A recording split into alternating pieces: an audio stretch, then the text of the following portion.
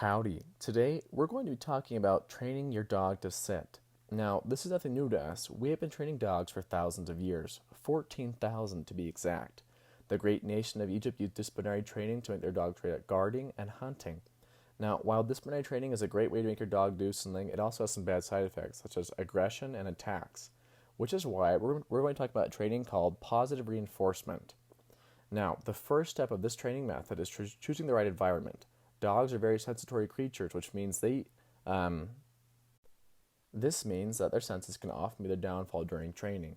Contrary to popular belief, a park is an awful place to train your dog because there are many foreign sights, sounds, and smells. So you must choose the right environment, preferably somewhere that is calm and quiet, such as a room in your house. Once you have found this right environment, it is important to start with your dog on all fours, as this is a natural position, a position that will get him ready to focus all his attention directly on you. Which leads us to our next step. Step number 4, showing the treat in your hand by using hand signals. Now, you may not know this about canines, but about 85% of their communication is all body language, unlike that of humans, which is only 15%. Because of this, we must be very careful with the way we display ourselves. A bad posture, an unintentional hand motion can throw off a training and trigger your dog in other ways which you did not intend. That is why it is important to always have your hand start in the exact same spot as to not confuse your canine companion. Next, you're going to want to call over your dog by using a cue word. Now, this word can be anything as long as it is the same word every single time.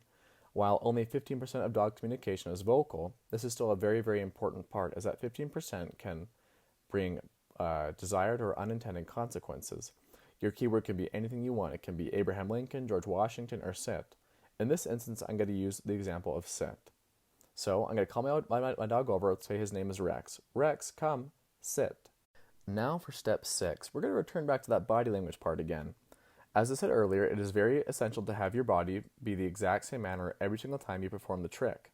So we're going to have our hand in that starting position with a treat and move it over his head in a J-like or a fish hook-like position. This will naturally focus his attention on your hand or whatever is in it, and will have him sit and have his head vertical upward, accepting a treat or some kind of reward in return.